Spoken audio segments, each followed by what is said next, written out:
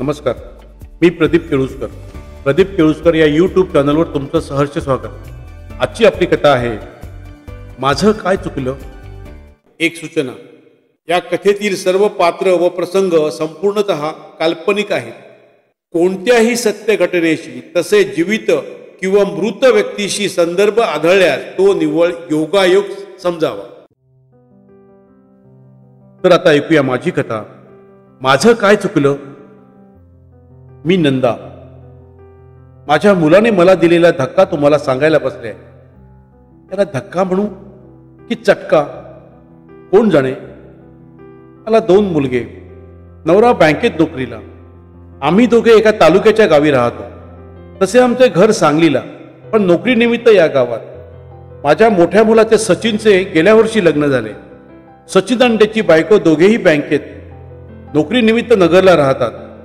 धाकटा मुलगा राहुल इथेच 12वी झाला आणि इंजिनिअरिंगसाठी पुण्याला गेला. पुण्यात माझ्या नवऱ्याचा मित्र उमेश राहतो. माझा नवरा सुरेश आणि उमेश लहानपणापासूनचे मित्र. उमेश आणि त्याची पत्नी अनिता दोघेही बजाजमध्ये नोकरीला. त्यांना 2 मुली, अनघा आणि अर्चना. आमच्या मुलांपेक्षा त्या थोड्या लहान. राहुल पुण्यात गेला तेव्हापासून तो उमेश काकाकडे जाऊ लागला. उमेशची बायको अर्चना त्याला आपल्या मुलाप्रमाणे वागवायची.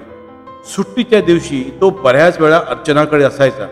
राहुल आला की उमेश त्याला आणि सर्वांना नाटक सिनेमाला न्यायचा, हॉटेलमध्ये जेवायला न्यायचा. राहुल हा तसा मातृभक्त. लहानपणापासून माझ्या मागे मागे असायचा. मी जाईन तेथे यायचा. मला सर्व मनातले सांगायचं. तो मला सोडून पुण्याला कसा राहील याची मला काळजी वाटत होती. पण उमेश, अर्चना आणि त्याच्या मुलीमुळे तो पुण्यात रमला. रोज रात्री तो मला फोन करतो, परीक्षेच्या काळात जास्त वेळा, कारण मी पण त्याच्या काळजीत असते. गेली 3 वर्षे तो व्यवस्थित पास होत गेला आणि आता हे त्याचं शेवटचं वर्ष. या वर्षी तो इंजिनियर होईल आणि पुढील शिक्षणात परदेशी जाईल असा माझा अंदाज होता. पण कॉलेजच्या शेवटच्या वर्षी राहुल फोनवर मनामोकळे बोलेना. खरं तर आईशी तासनतास बोलणारा राहुल 1-2 मिनिटात बोलणं आटपू लागला. त्याच्या पहिल्या सेमिस्टरचा रिझल्ट आला तेव्हा माझ्या लक्षात आलं याचं काहीतरी बिघडलंय. मी उमेशची बायको अर्चना हिला फोन लावला. हॅलो अर्चना, अगं राहुल आलेला का रविवारी? नाही ग, तो गेल्या महिन्यात आलाच नाही. मी तुला फोनच लावणार होते. काय झालंय त्याचं कोण जाणे. मी त्याला फोन केलेला. अगं तुला पण सांगते आता, अगं अनघाचं लग्न ठरलंय, मुलगा पाहायला यायचा होता ना, तेव्हा म्हटलं तू पण ये, पण तू आला नाही आणि त्या दिवसापासून फोनही केला नाही. काय म्हणतेस, अनघाचं लग्न ठरलंय? अगं मग सांगणार केव्हा आहेस मला? अगं तुला खरं तर सांगणारच होते, खूप गडबड होती ग. उमेशची बहीण आहे ना मुंबईची, तिचा पुतण्या, समजलं ना, श्रीराम त्याचं नाव, दुबईला असतो. मोठा बिझनेस आहे त्याच्या वडिलांचा तिथे. हा पण तिकडेच असतो. त्यांनीच मागणी घातली अनघाला. खरं तर सांगायचं तर अनघा अजून शिकते आहे, पण चांगलं स्थळ आलं म्हणून उमेश तयार झाला आणि अनघाला पण श्रीराम आवडला. बरं झालं बाई. आता लग्न केव्हा? लग्न डिसेंबरमध्ये, पण साखरपुडा पुढील आठवड्यात. उमेश फोन करेल सुरेशला, पण तू 2 दिवस आधी ये बाई माझ्या मदतीला. हो येते ग, मला पण राहुलला भेटायचे. दुसऱ्या दिवशी उमेशने सुरेशला फोन केला आणि बायकोला लवकर पाठवून द्यायला सांगितलं. मी जायची तयारी केली आणि मी राहुलला पुण्याला येत असल्याचे कळवले आणि साखरपुड्यासाठी तू पण आधी 2 दिवस अर्चनाच्या घरी ये असे त्याला कळवले. नाही का आई, मी साखरपुड्याला पुण्यात नसेल बहुतेक. आम्ही मित्र आसामला चाललोय. मी तुला यावेळी भेटणार नाही. माझ्या लक्षात आले, आईसाठी वेडा असलेला माझा मुलगा मी तुला भेटू शकणार नाही असं म्हणतो. काहीतरी गडबड आहे. मी ठरवलं याला न कळवता 1 दिवस आधीच जायचं आणि त्याच्या हॉस्टेलमध्ये त्याला गाठायचं. मग मी दुसऱ्या दिवशी राहुलचा हॉस्टेलमधील मित्र समीर याला फोन लावला. समीर, हॅलो समीर, मी राहुलची आई बोलते. हा बोला काकी.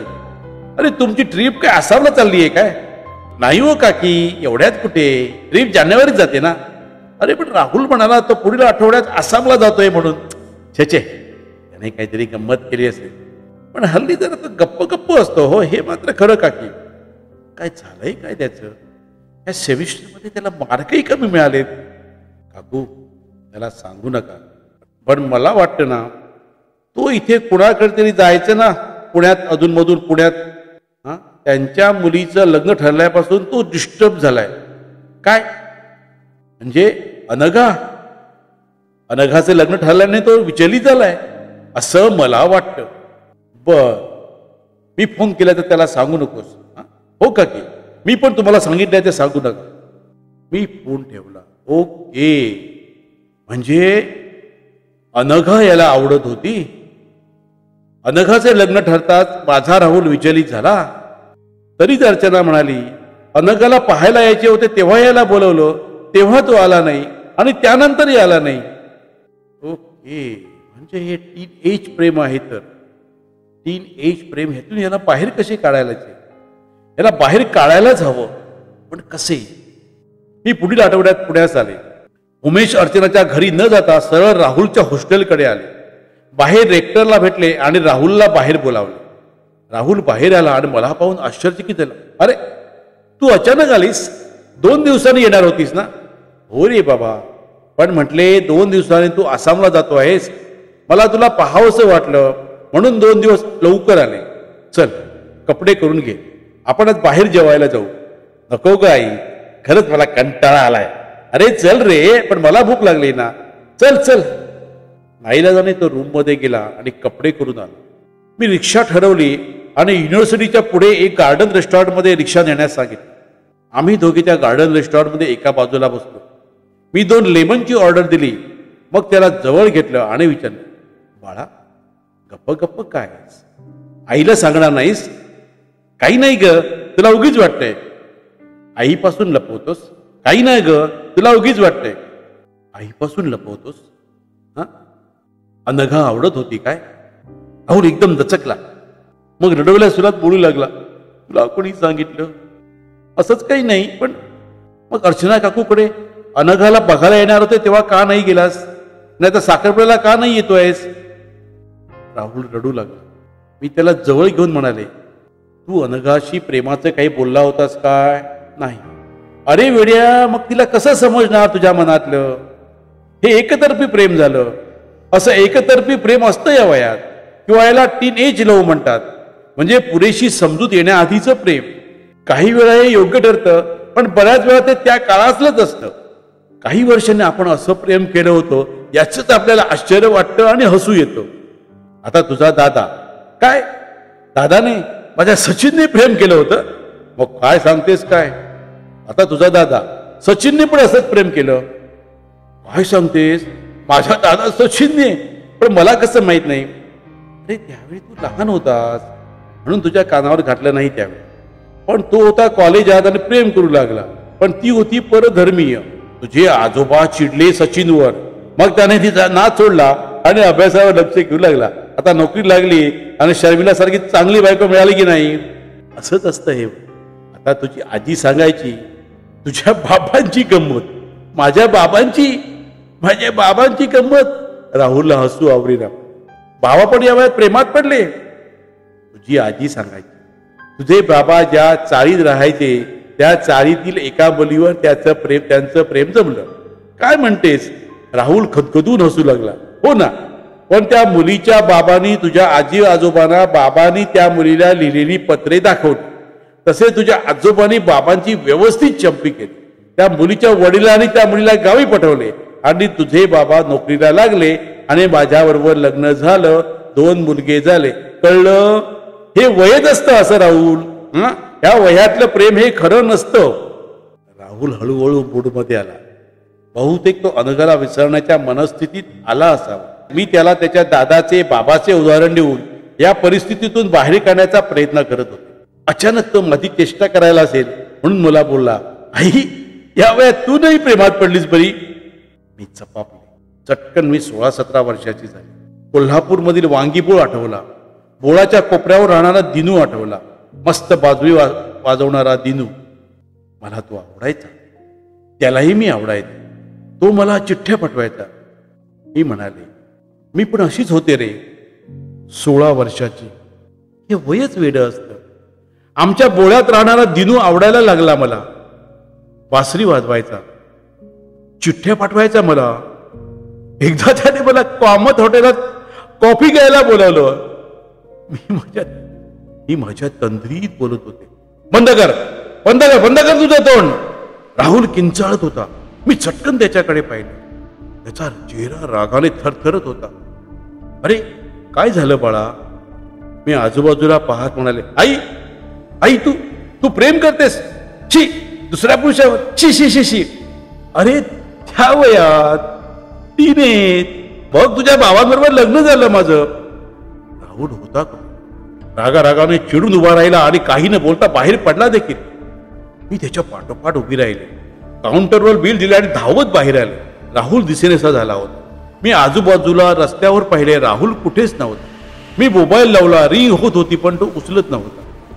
रस्त्याच्या बाजूला एक बेंच होता. मी त्यावर मटकन बसले आणि विचार करू, काय झाले राहुलचे. मी त्याला त्याच्या कठीण परिस्थितीतून बाहेर पडण्यासाठी त्या हॉटेलात घेऊन आले. त्या वयात अशी प्रेम होतात, पण त्यातून बाहेर पडायचे असते म्हणून त्याला त्याच्या मोठ्या भावाचे आणि त्याच्या वडिलांचे उदाहरण दिले. त्यावेळी तो एन्जॉय करत होता, हसत होता. मला वाटत होते तो या फेजमधून बाहेर पडतो. मी त्याला माझं उदाहरण देत होते आणि ओ हो, म्हणजे त्याला आईचे त्या काळात केलेले प्रेम आवडले नाही तर. अरे त्या वेड्या वयातील वेडं प्रेम त्या वेड्या वयासारखंच वेडं असतं. भावाने आणि वडिलांनी केलेलं त्या वयातील प्रेम त्याला चालते, पण आईने करायचे नाही का बुवा? दादा बाबा हे पुरुष आहेत म्हणून त्यांनी काही केलेलं चालते, आणि पण स्त्रीने नाही करायचं. अरे स्त्री ही काही माणूस नाही. कदाचित तिचं लिंग वेगळं असेल पुरुषापेक्षा, पण शेवटी ती माणूसच. पुरुषाच्या हातून जशा चुका होतात तशा स्त्रियांच्या पण होणारच. माझा मुलगा येईल परत, तो जाईल कुठे, पण मी स्त्री म्हणून त्याने केलेली कृती मला विचार करायला लावते आहे. विचार करता करता मी वरील कथा लिहिते. श्रोते हो, माझं काय चुकलं? मी माझ्या मुलाला ओळखायला चुकले की संपूर्ण पुरुषात एका आईने कधी काळी केलेल्या अजान वयातील प्रेमाला धिक्कारते? जी सवलत पुरुषाला आहे ती स्त्रीला का नाही? श्रोते हो, तुमची मते या कथेच्या लेखकाच्या कमेंट बॉक्समध्ये जरूर लिहा. मी वाट पाहते आहे तुमचीच. तर मंडळी, कशी वाटली माझी ही कथा? माझे प्रदीप केळुसकर हे यूट्यूब चॅनल सबस्क्राईब करा, बेल आयकॉन दाबा आणि तुमच्या मित्रमंडळीमध्ये शेअर करा. आणि आपल्या खालच्या कमेंट बॉक्समध्ये तुमच्या कमेंट्स अवश्य लिहा. तसेच माझ्या व्हिडिओला लाईक करा आणि शेअर करा. धन्यवाद.